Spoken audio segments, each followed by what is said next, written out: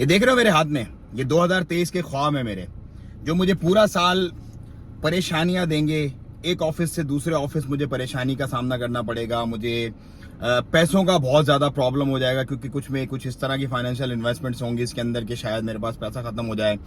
कुछ ऐसे मामलात ज़िंदगी होंगे, कभी मुझे अपनी पर्सनल लाइफ को छोड़ के इन चीज़ों के पीछे जो है ना वो भागना पड़ेगा, अपने बहुत सारे अच्छे इवेंट्स मुझे मिस करने पड़ेंगे, बहुत सारे सेक्रीफाइसेस और बहुत सारी कुर्बानियाँ देनी पड़ेगी इस ख्वाब को अचीव करने के लिए। और जब 2023 के आखिर में अगर अल्लाह ने मुझे ज़िंदगी दी और मैं जब बैठ के यहाँ पे आपको अपनी अचीवमेंट बता रहा हूँ ना, मैंने ये अचीव कर लिया, मैंने ये कर लिया, मैंने, तो आप बोलोगे यार क्या फ़र्क पड़ता है, कर लिया होगा, पैसे वाला है, बने बनाया मिला है, ये है वो है, ब्ला ब्ला ब्ला। क्योंकि आपको वो पूरे साल की स्ट्रगल नजर नहीं आएगी। क्यों? इसी तरह होता है बिल्कुल। जब भी आप किसी अमीर आदमी को या किसी कामयाब आदमी को देखते हो ना, आप बोलते हो यार ये तो है ही ऐसा। ऐसा नहीं है भाई। उसकी अगर रास्ते की आप सख्तियां देख लो ना, उसकी परेशानियां देख लो, तो आपको लग पता जाए।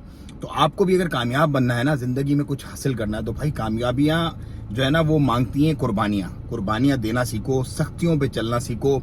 आज अगर आप छोटे हो, 18, 20 साल, 22 साल के हो, कोई मसला नहीं है, आप वक्त दो, जंप मत मारो, स्लोली ग्रेजुअली आप अपने मामलात जिंदगी को हल करो, अपनी चीजों को लगाओ। अगर 1 रुपया भी नहीं कमाते तो 1 रुपए से स्टार्ट करो, आहिस्ता आहिस्ता आप 1 करोड़ पे पहुंच जाओगे। ट्रस्ट में आप पहुंचोगे।